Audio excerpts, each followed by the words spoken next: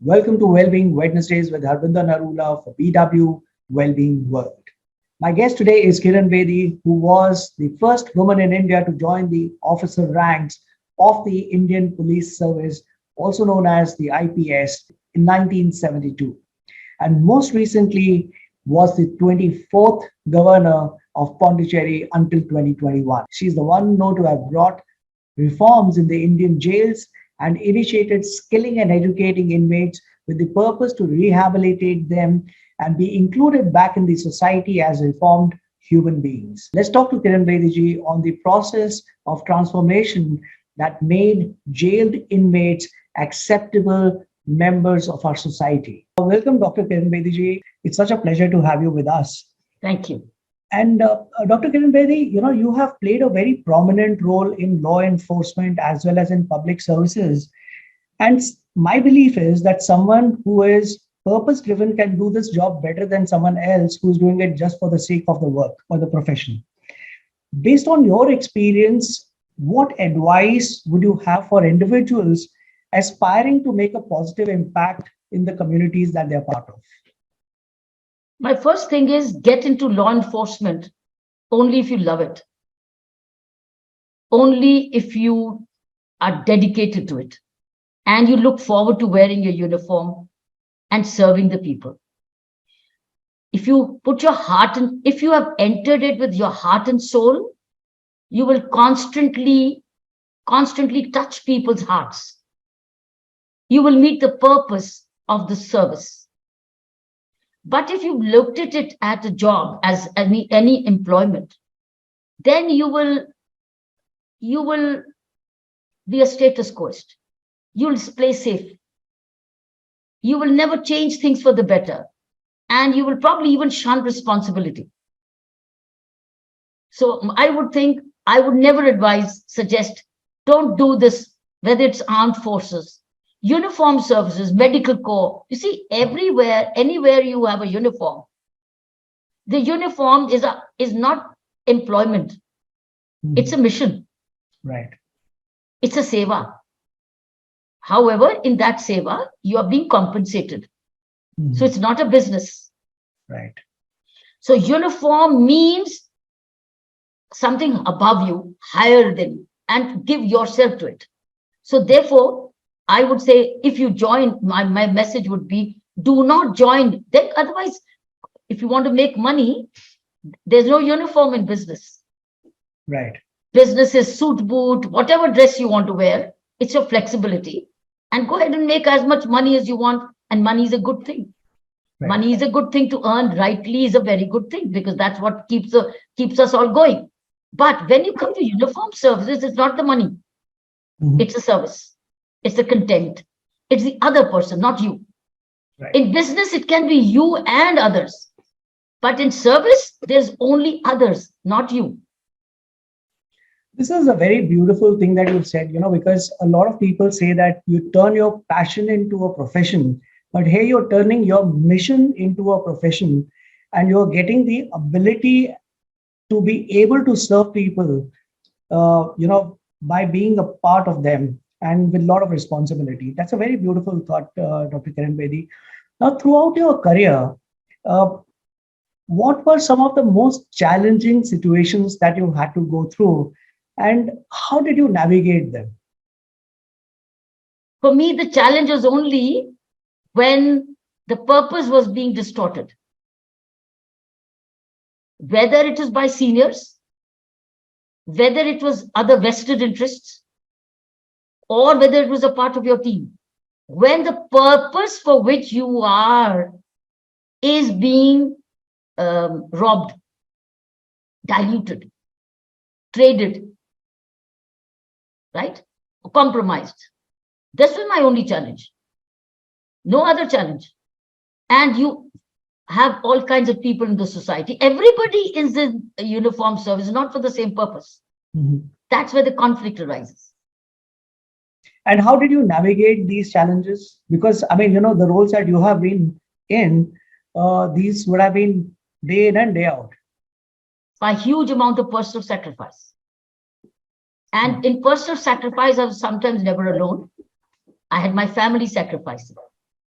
Mhm. I was never alone. I had some team members sacrificing, Mhm. not people. Team members, your personal life, personal selves, and your Mhm. family. These are your closest. They are the ones who give more to come over. So that's that, because they are also your strength. Right. That's where they sacrifice. So I would say these were my challenge. But I could write these challenges because of this. But when they got affected also. But it can be very overwhelming when you are in these kind of situations, trying to maneuver your way through the challenges that you face. And especially, it's not just you, like you said, it could be your family, your team members, etc. What kept you motivated and to remain strong on the sense of purpose uh, in the various roles? Is being honest to myself, because I have to live within myself. I first have to live with myself, Right, and I can't lie to myself. right, right. I owe it to myself.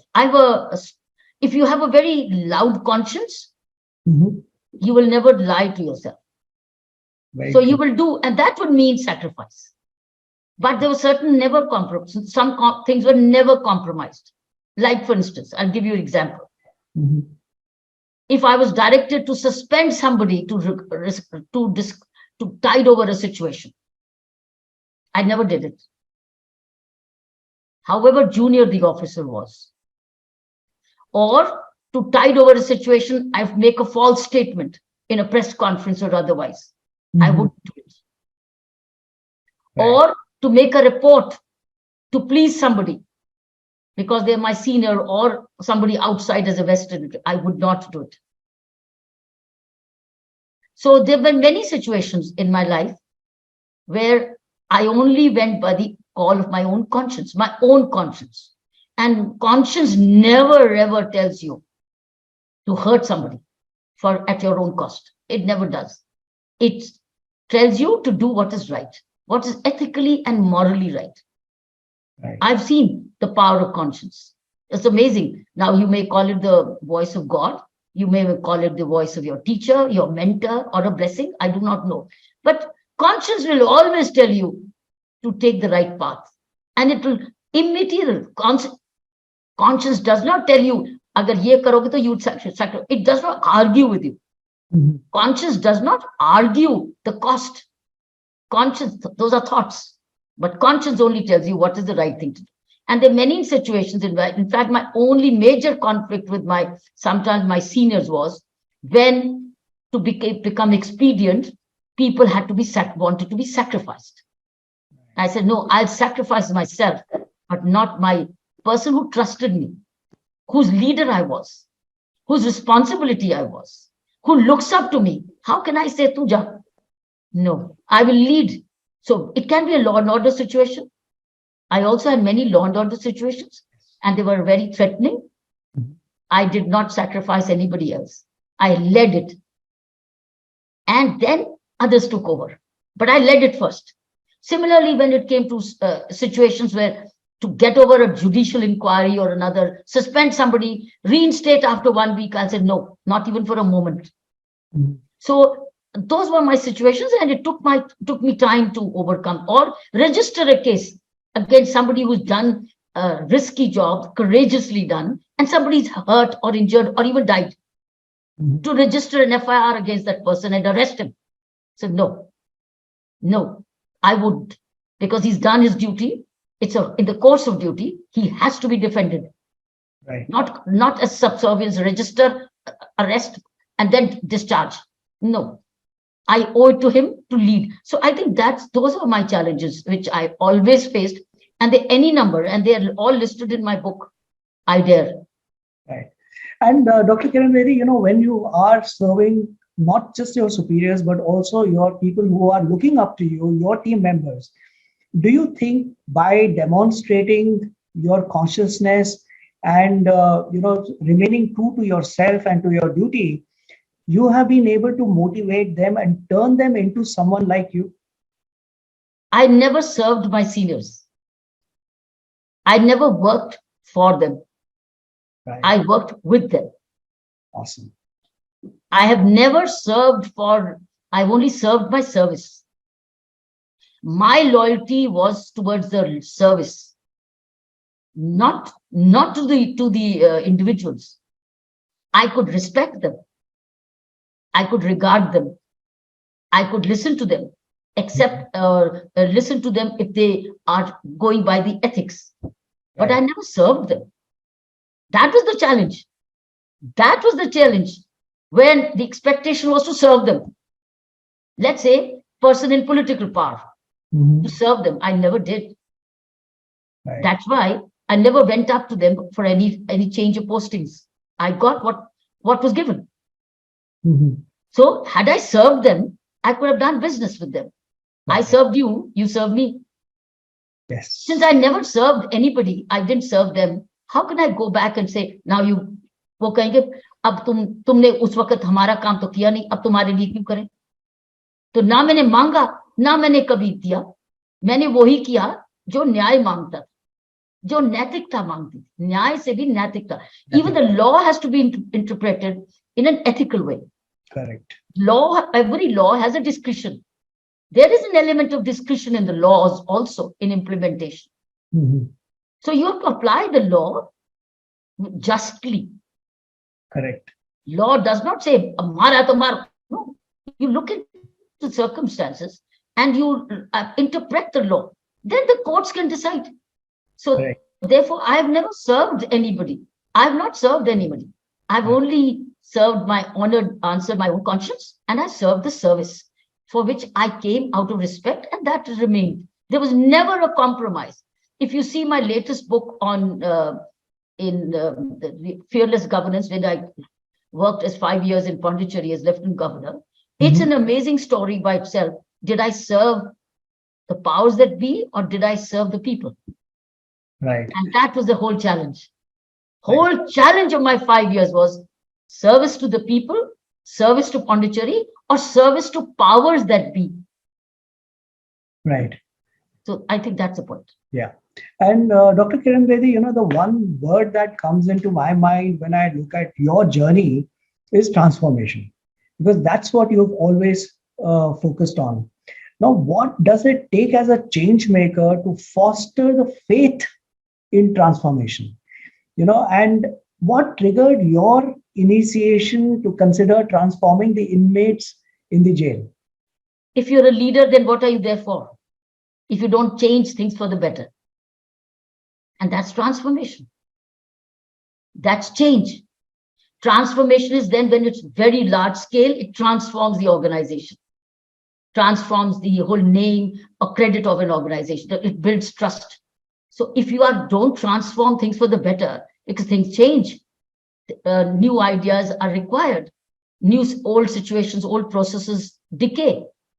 So if you want the growth of an organization, you must continue to change for the better or sustain for the right thing. Even that is sometimes a challenge, to sustain what was right, because then you may not have had resources, you may not have had the skill, or you may not have the rules and the laws to even sustain sometimes.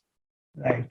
So sustain good practices is also a challenge, but change what is outdated, what Mhm. doesn't work anymore.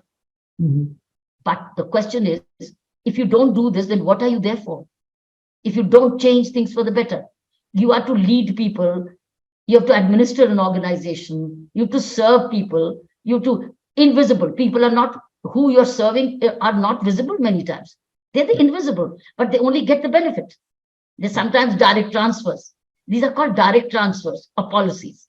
The Right. way currently we are directly transferring so many benefits to the direct bank accounts.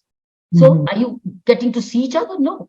That's a benefit. That's transformation, where you're making everybody getting out of poverty line, etc. The question is, if you don't, then you're not a leader.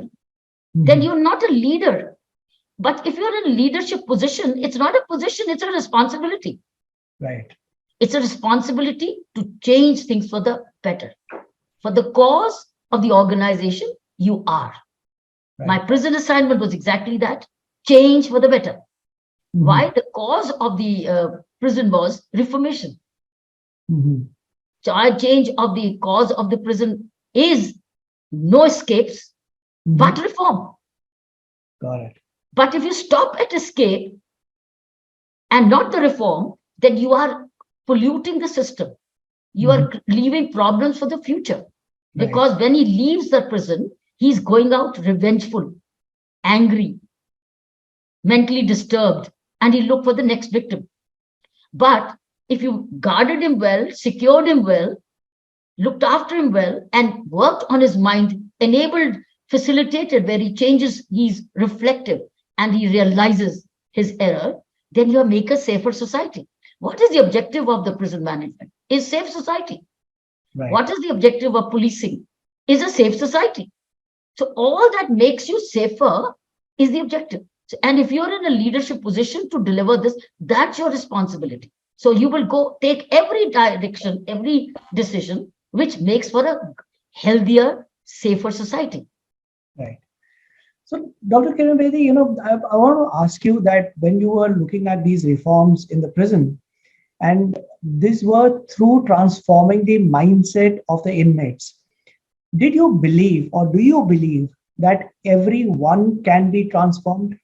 Or did you come to a situation where you said, these are the kind of people that can be transformed and inka kuch nahi ho sakta? Every one of us has been gifted the same mind. It's the way you use it.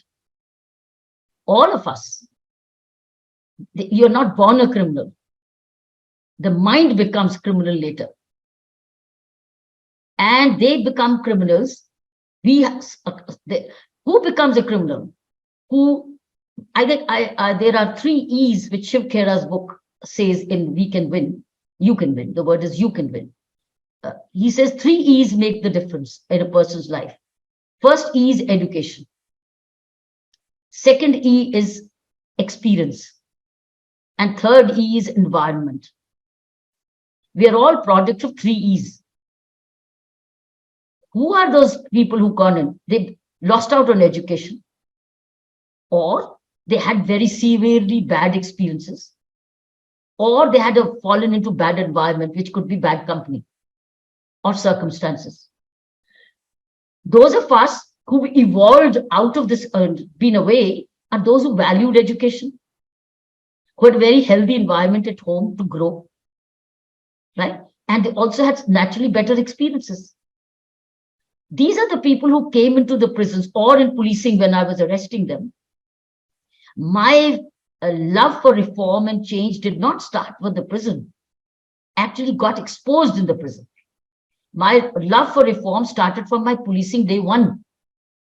That whoever I arrested for years and years in Delhi police, I used to first thing go and talk to that prisoner, person accused, who was used to be in police lockups.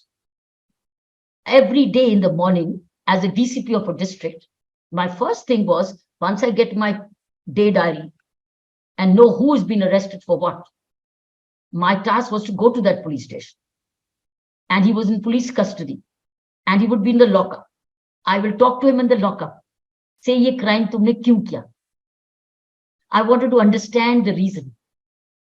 And believe me, they fell into one of these 3 E's, or they fell into all the 3 E's. Why did I was basically a sociologist at heart, a criminologist at heart. Why? And I was a preventer at heart. I wanted to work strategies on crime prevention. How do I prevent crime if I do not know the reasons? So I would know the reason. Why? How can I do better policing? How can I do going for better, ensure that parents, so sociological reasons. There was a failure of parents. There was a failure of schooling. And there was a failure of friends. Friends means which friends? Then I would find out which friends. Because he's going to go back to the same friends.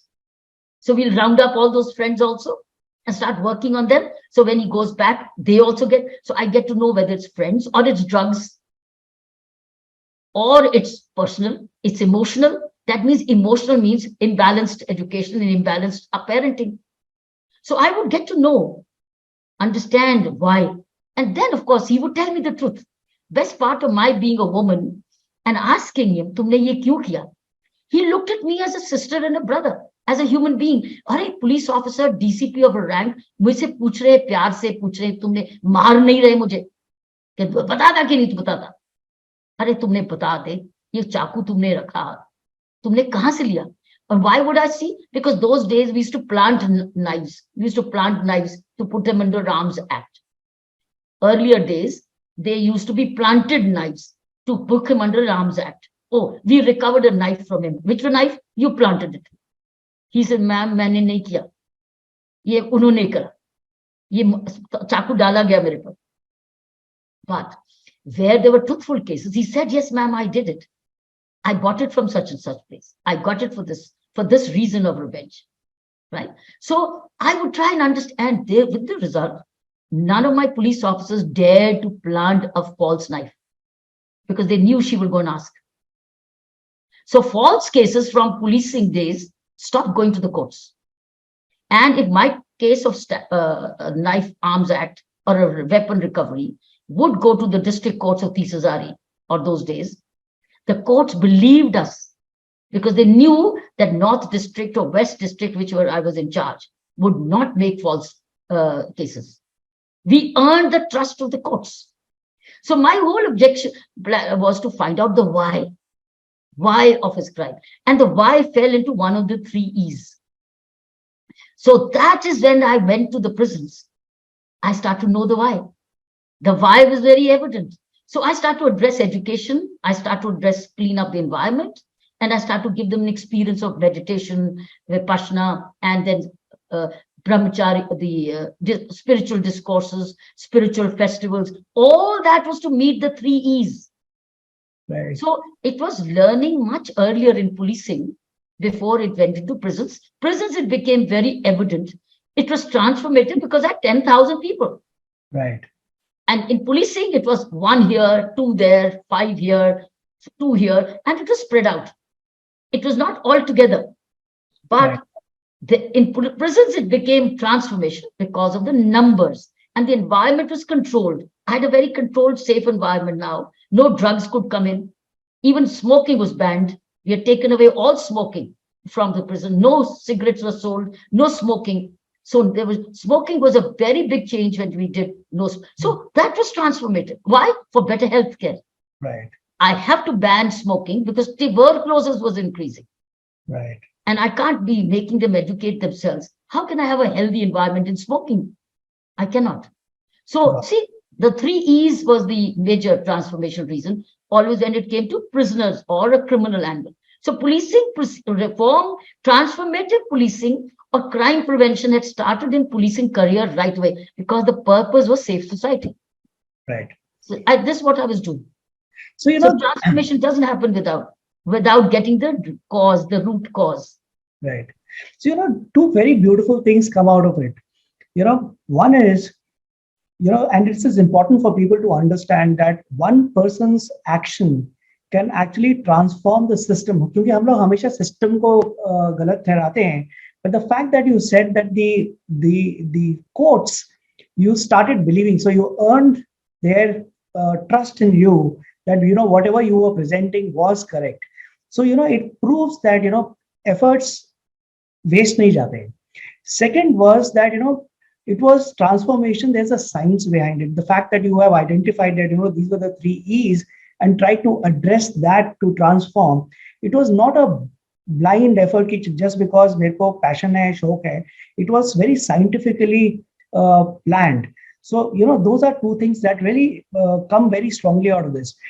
You also mentioned that when you would go and meet the prisoners, at least the not the prisoners but the accused, and you would talk to them as a lady police officer, there was some kind of an empathy because of which they would open up to you. Apart from this, because you were the first woman officer in the IPS who took on the uniform, what were the challenges that you faced? Because this was the first time that a lady officer was coming in the officer rank. Challenges were change of mind, acceptance by the seniors of a different way of doing. Got it. There was a lot of resistance from many of my colleagues and seniors because my approach was preventive. Right. Their approach was arrest approach. Right. Detection. Detect. I'm not saying prevent and detect. I'm not saying no detection, but detect to prevent. Right. I didn't stop at detection. I think it was the question of my peers and seniors, because my whole approach was prevention. But that did not mean I would let detection get out of my hand. I would Right. detect but prepare work in such a way that he does not get criminalized further. Right. Right. So to detect, to prevent. Got it. Got it. So therefore, whereas mine was prevention most of the time, but detections, policing stops at detection. Right. Policing stops at detection. It is detect and punish. Mine was detect, punish, and also prevent. There was one more P I added. Right. There was a difference in approach. That's why many times they say when prison reforms were happening, there was no peer support from outside in the Delhi police. There was no peer support. They'd say what she's doing, she's making prison so easy and comfortable that crime will increase in Delhi. And there was a huge opposition. Right. There was a vested interest which was opposing it. And I do remember that. Do you know what turned the tables? The Ramon Magsaysay Award.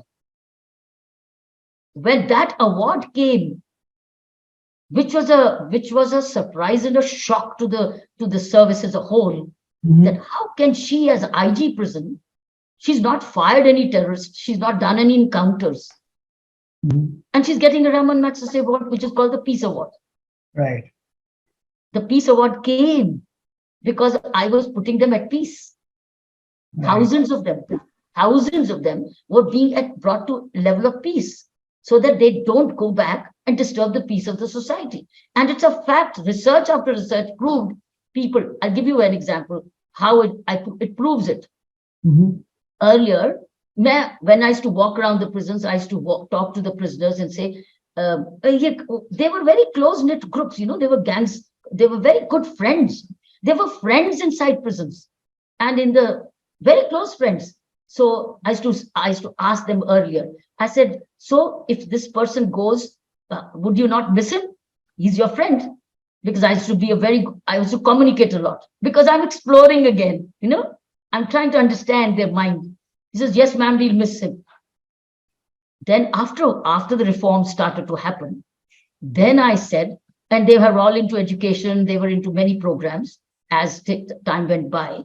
Then I said, so वो तो चले गए नहीं ma'am अब तो वो आएगा ना हम उसको कहेंगे बेवकूफ क्यों आया जूते मारेंगे इसको अरे इतनी पढ़ाई और मेहनत के बाद तुझे इतनी समझ के बाद इतना कुछ करने के बाद भी तू आ गया वापस शर्म आनी तुझे पहले उन्होंने कहा ma'am earlier we used to miss them now we hit them why have you come back? That's a breach of trust.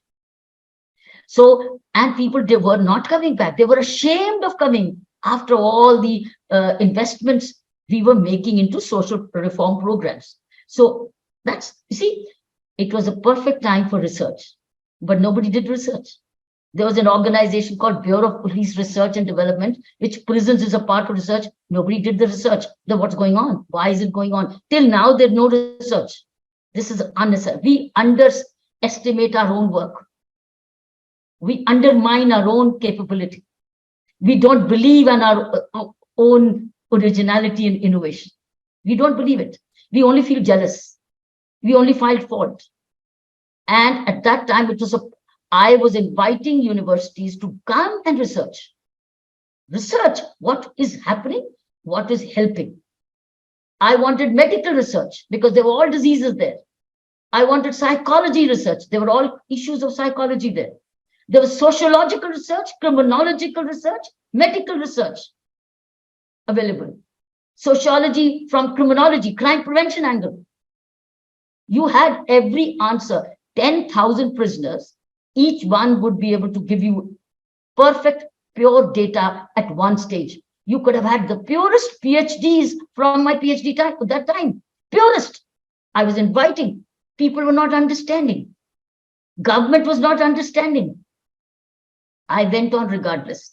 That is the reason, by the way, I applied for a Nehru Fellowship, Jawaharlal Nehru Fellowship, And I wrote that book, It's Always Possible, because I knew that's the only way I can document this legacy in research and this transformative model. So what I'm saying is that this is what is not valued. And had it happened in the West, this would have probably been offered as a model. And you know, not a penny was spent in that program. None of the programs cost the government any money. It was all done by collective work, collective generation. So therefore, I would say that real challenges were to go on doing this without any support. And why did not anybody interfere? Because nobody's interested in prison. Nobody's interested. Why should we? And nobody's interested in posting there. So they may not even had a replacement. So they left it as is. And the day it evolved, they got the Raman Magsaysay Award, and the invitations start to come from the world over, including invitation from Bill Clinton for a prayer breakfast meeting. I was taken to the coals saying, why have you been invited? हमें क्यों नहीं बुलाएगा? तुमको क्यों Washington बुलाएगा? I said, you please ask them, why you're asking me? And suddenly I was one day asked to get out of the prison world, saying enough is enough. So you were saying challenges. Transformation does disturb balances, moves out Western. It does not go into the mindsets of people. While I went on because I believed that was the right thing to do. What else am I here for? I'm not a guard. Then I should rather be on the tower. I'm a guardian and I'm a parent. I have to change things for the better. So challenges were, how do you continue to drive the change despite peer opposition? Very interesting things is, by the way, when I got the Magsaysay Award, do you know who did not celebrate? Delhi police. They did not celebrate. Somebody, after a month or so, a small group of 2-3 friends went and met the senior saying, sir, countrywide, she's getting invitations to come and speak about her award and tell us. We haven't even celebrated. The Delhi police has not even come together to celebrate the Magsaysay Award. After all, she's a Delhi police officer who's got this award ever before and after. And then after a month and a half of pros and cons, they had a very mild get together. There was no celebration. So this is what is, except I'm not complaining. I understand why it happens, because now there was so much of a good name which was coming, which was hitting into the eye of many people. So there's nothing but pure jealousy, envy. Right. Now, when it comes to transformation, one is the support from the peers, which you did not get, obviously. But the other thing is the self-belief of the people who are being transformed, or where the effort of transforming them is. Did you find the sense of self-belief among these people that you were trying to transform? Just let me conclude with the earlier question was, yeah, I had a very good thought. It was outside peer envy. Inside it was all teamwork. My God, the amount of teamwork I had wherever I've transformed, it's amazing. So what has made me succeed everywhere I've gone for transformation is not the external help from the peers or the department. It's from the internal teamwork. Right. So therefore, I am a product of strong teamwork, and because they happen to be a notch junior. Once they start to believe in what I was doing, they loved it. And they took on and carried forward. So I'm product of all these prison or police reforms because of my very few team members, which it's all ranks. So that was the real strength. Support system actually came from internal. Now your question, who were beneficiaries, your self-belief in them for being it changed. It started to change. They've started to realize this is how they can also think. Because I think there is a humanity everybody's within. It's suppressed. You just have to awaken it by an environment, by an experience, by education. And when we provided all the 3 E's inside, whether it was in policing, we did, or in prisons, it started to change the way they looked. There's at somewhere they came into a conflict zone, and somewhere they crossed the line. So from negativity, they came into ambivalence, and from ambivalence to clarity. So there's a twilight zone. All of them were at different stages. All of them, as they came, I've noticed, because whoever you started to talk to, and connect with them, and to start logically, ethically answering questions, I think it did prick in, it did sink in. So I would think it's worth the effort always. Right. There were many, many examples of where they changed. Many changed inside the prison or outside the prison. Whether it was in policing, many changed. Mm-hmm. And they became turned around. So there are examples, and by the way, many of them got employed also after they left in some of my NGOs. Lovely. And Dr. Bedi, you have a background in sports. You were an avid tennis player. Do you think sports and physical activities contribute to an overall well-being, besides just the physical well-being, the mental well-being and personal growth that help you achieve these otherwise seemingly tough tasks? If we start our schools with sports, yoga, and spirituality, education can follow. In fact, we are the other way around. Theory can follow sports, because sports builds camaraderie. Right. Sports cheers you up, opens you up. You laugh, you play, you are healthy, right? And you team up. You learn to lose, but you don't hate the winner. And you prepare to win again, right? And you still share the glory, because it's a teamwork. Supposing our school started with the games and then say, okay, now breakfast. Ab khel liya, now padho. I think things will dramatically change. But we keep sports as last, when you don't even have a time period. I think we've gone. What happened in my life? Mm-hmm. I used to start with tennis in the morning as a student before, because I was into competitive tennis. Mm-hmm. How did I mean by sometimes I could just go into fitness, because I had to do my jogging. I had to do my fitness before I went to school. And then from school, I went to tennis straight, to the tennis courts to play, and then go home to do my homework, and even do homework on the tennis court, waiting for my turn. Mm-hmm. What did I learn in my life? Value every minute of my life. Right. I was healthy, I was hungry, and I was joyful, because I had nothing else to stress on. It was all play, it was family, it was friends, it was activities, it was nature, it was all outdoor, and also then school, both. So when you combine both, I think the real education is done. That's a very beautiful perspective, Dr. Bedi. Now, can you provide some insights into the connection between faith in transformation and the resilience that you need to make it happen?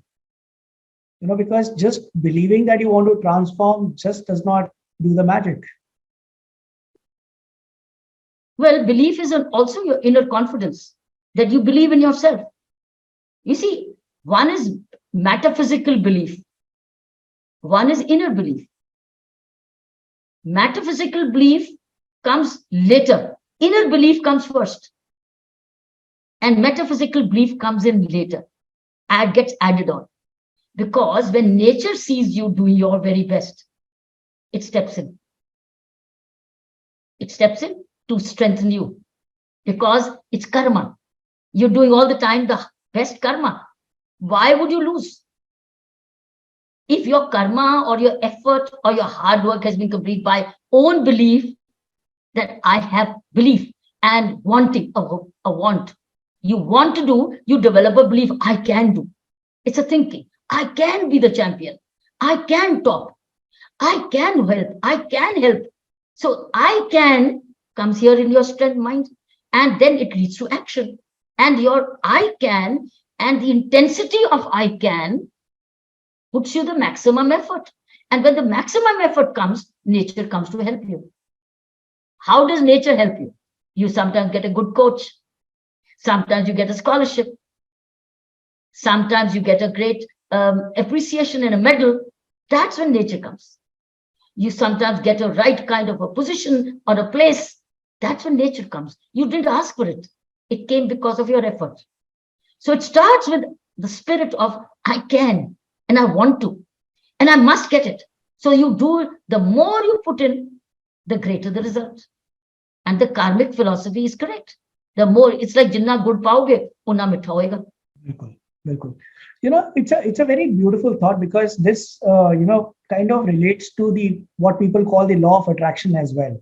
That if you really truly believe that you can do what you wish to do and you have the ability to do it, the universe will make it happen for you. It will give you all the tools to make it happen. Very beautifully you brought this out, Dr. Bedi.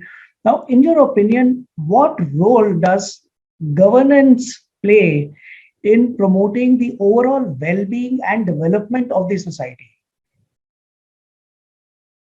You look at well-governed municipality, you look at well-governed policing, you look at well-governed administration, you look at well-governed leadership, and you also look at bad governance. What's happening? I think neighborhood is next door.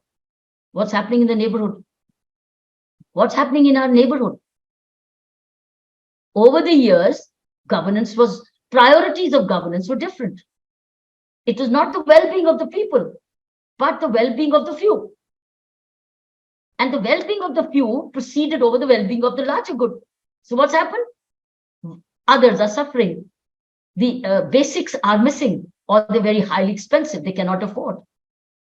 So good governance is all about where people who have been tasked the responsibility, they fulfill it with honesty and integrity. And their maximum skill, if they don't have the skill, they get the skill, because the purpose is larger good. So when larger good is good governance, larger good is good governance. It does not happen, the good governance will not have its challenges. But all the decisions you take, despite challenges, you keep the larger good in mind. And bad governance is when your own good precedes over the larger good, or the group of the oligarchy, not democracy, oligarchy. Oligarchy is good of the few, but democracy is good governance is when it's larger good. Now it may be it can be larger good, but it also can be sometimes a conflict where larger good may be demanding something wrong. But then you take a decision that this is not in the long-term good. Then you're a visionary. Then good governance also takes risks to plan ahead for the years. That's also challenges of good governance. Good governance is not only to oblige majority when they may be wanting something wrong. No, ethically is not right. So larger good based on ethics and long-term good, long-term planning. Got it. This is again very, very important, because what it brings out is the mindfulness and the intent of the people who have the responsibility of governance. That's very, very important for a society, for a well developed society or developing society. Yes. Now, when we are talking about society, Dr. Kiran Bedi, when you look at the reforms in the prison, for example, when we are transforming the inmates and we are addressing the 3 E's that you spoke of, the whole idea is for them to go out without being angry on what the society has done with them or what the environment has played a role in them, for them to get accepted in the society.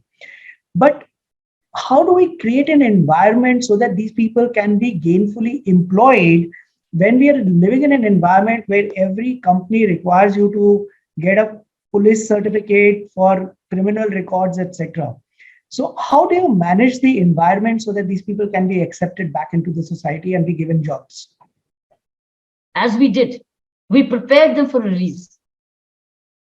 It's preparing people, saying, "Ek din to jana hai." What will you do? What will you do? Then we made them identify what they were already skilled at. So we made the skill rather than the kill. So we made the skill and not kill. So sharpen your skill, but not the kill.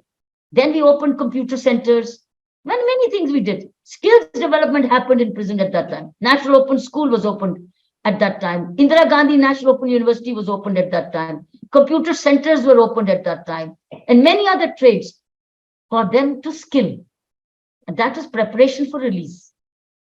But we also told them, you're not going to be accepted from day one. So don't anticipate. You're on bail and probation.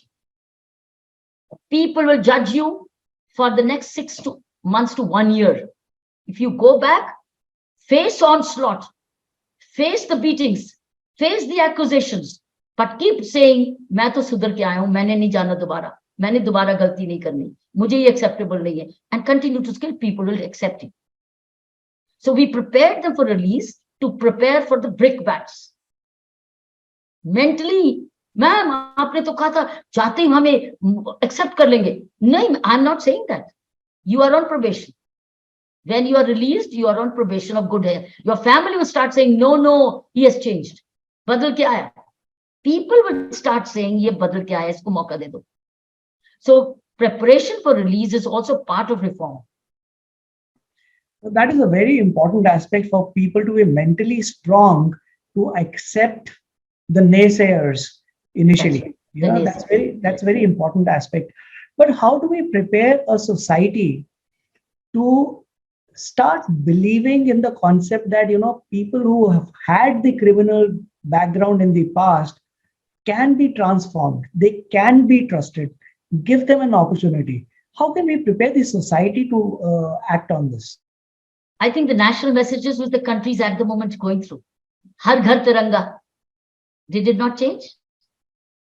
Swachh Bharat, did it not change?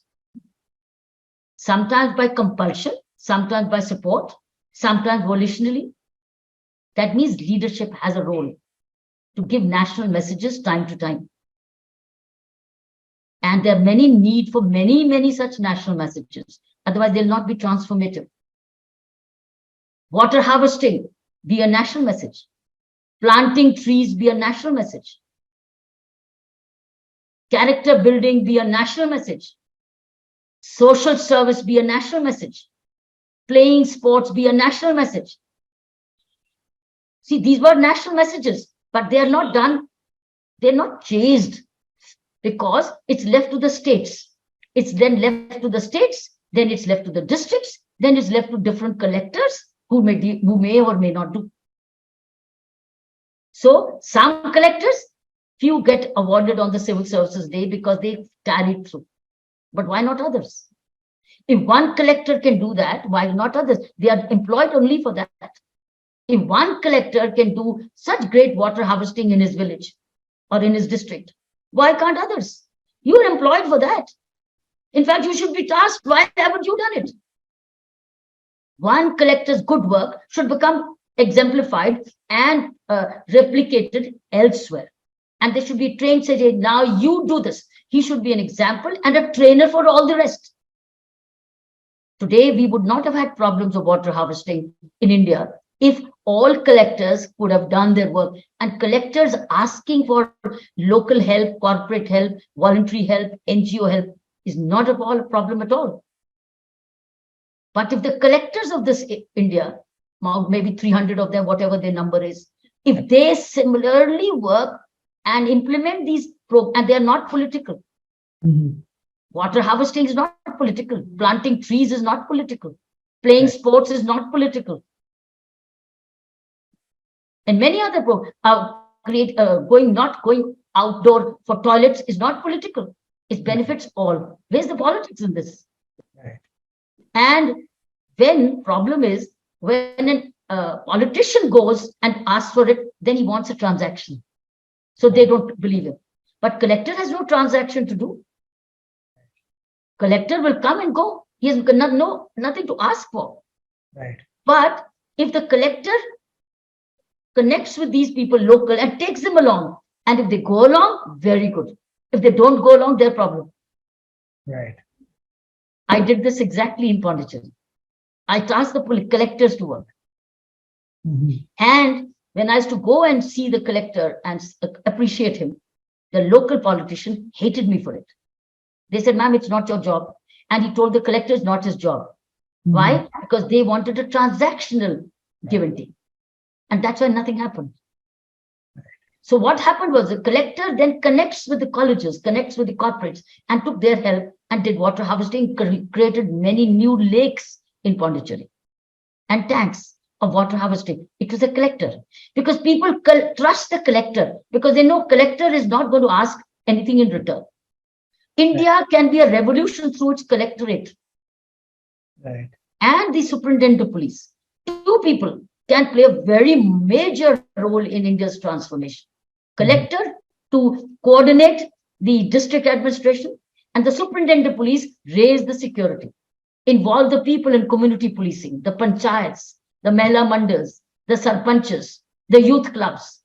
They can all become youth cadets in safety. See, so here again, superintendent is not political.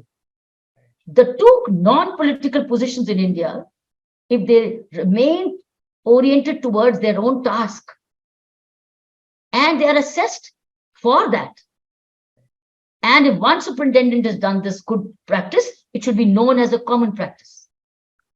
That means one good practice is a practice for all. And becomes a model for everyone else. That's a model for all. And he should be judged on that. Right. That's what not happened. We have few who've stood out, but they remain few. Why not others? And now what does it mean? That means the collector is afraid if I go, MLA might get annoyed. Why should he be afraid? Why should he be afraid? He only to keep him on the side, he does not go out in the field and involve the people. See, so he's afraid. Afraid of what? You are there only for a year or two. You will go. But he's afraid he wants to stay on even for those 2 years. Otherwise, he might get transferred after 1 year only. Just for that 1 year to stay on, he sacrifices the value of his work. Correct. So I think if the communities can be mobilized only through these non-political positions today, not political only, but these non-political positions should make the endeavor to take the politician along. If he does not go, you go on, regardless. If he goes, it's very good. Then it makes life much faster and easier. When we are talking of fostering empathy and acceptance by the society, are there some examples of people who have moved out of prison but have been very gainfully accepted by the society and they have made a change that you would like to share with us? There are many examples now. I have many examples. You see, that's where research is about. That's what organizations like Bureau of Police Researchers and Development or criminology researchers or social sciences researchers should go into research. But there's no investment into research. And there are many examples today. I have many examples because I work with them. My India Vision Foundation exactly does that. And I have a whole data. Where they're all now working and they're becoming productive. Somebody's in music, so we have music therapy. They've started being musicians. Somebody's a painter, he's doing commercial art. Somebody's a stitching and tailorer, he's doing that. Somebody is a barber, he's doing that. Somebody's in agriculture, he's gone as gardeners. Somebody's got learned computer, he's doing software. I have all this data with me. India Vision Foundation has it. Somebody has to come back and see the benefits of these. They are there. Nothing is a waste. And Dr. Kiran Bedi, my last question to you is, do you have a message for the society uh, so that, the approach, the mindset, because I think, what is coming out of this conversation is that whether it is the governance or whether it is the society, whether it is the people who are getting reformed, it is the mindset that we need to change. That's what we need to work on.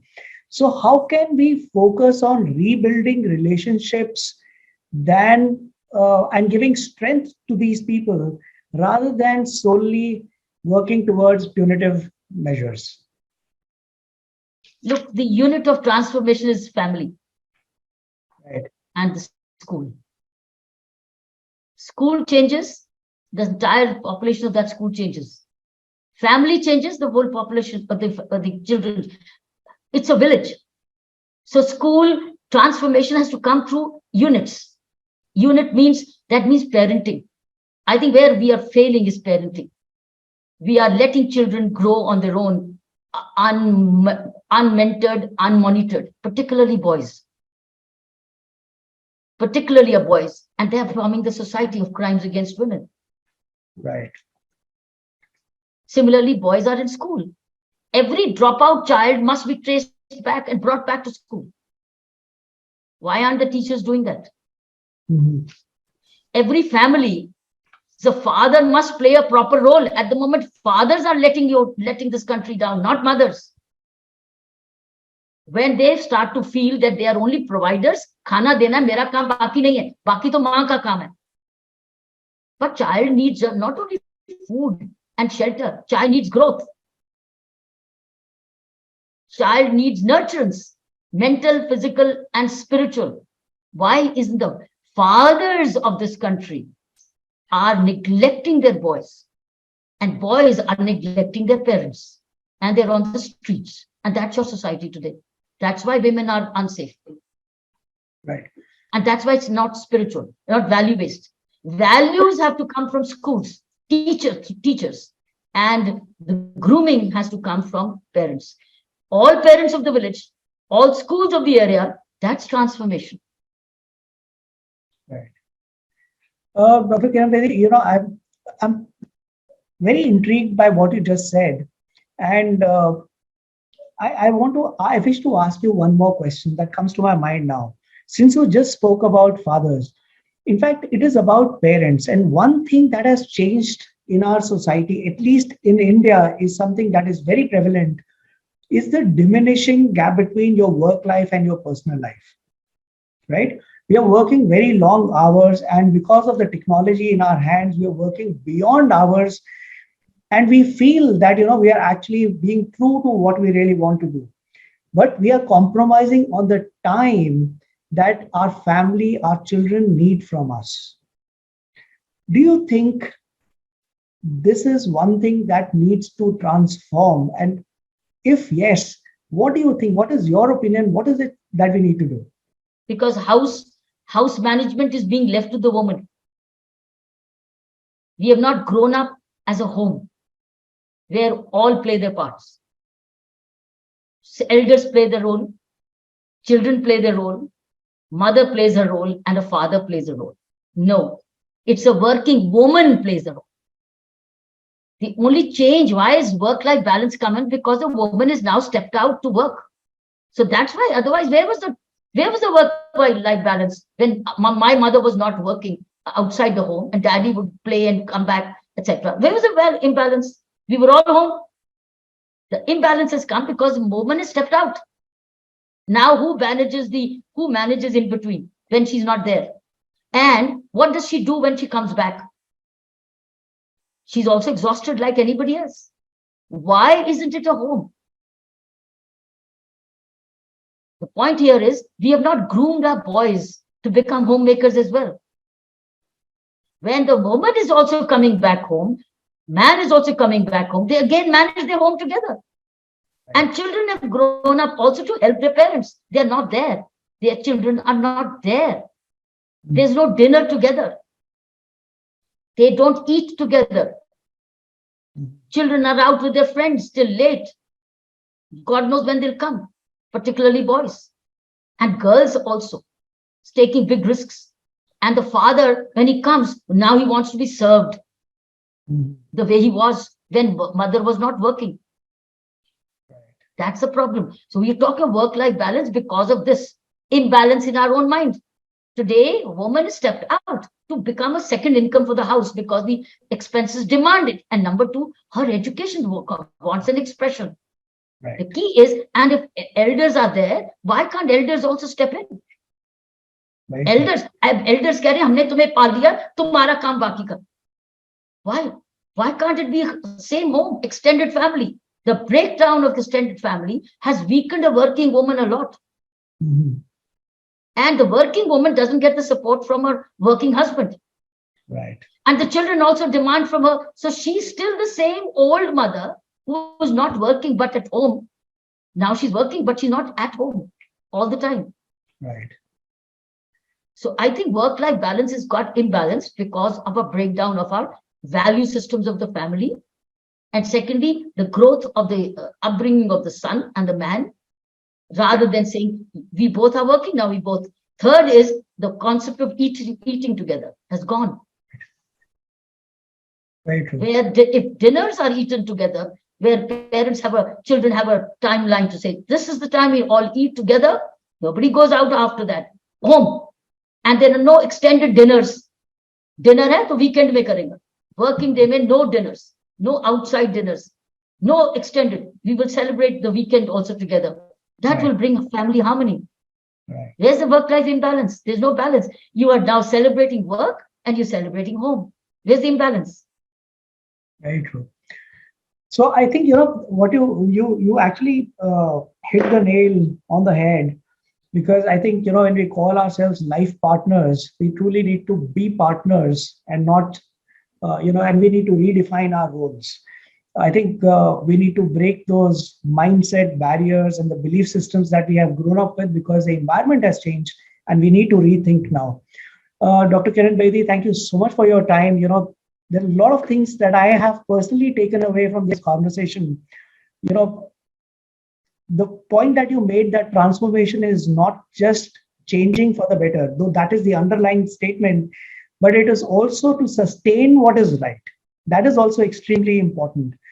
And you're explaining the 3 E's that Shiv Khera talks of, created a lot of context to why the crime is happening and what needs to be addressed, than just by loosely saying that we need to transform people.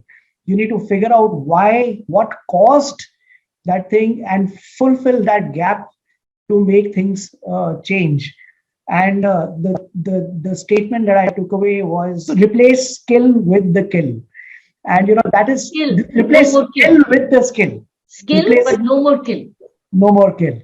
With these takeaways, I can only say gratitude to you for taking our time, because this conversation is actually itself transformative for anybody who listens to it carefully, contextualizing to their own life.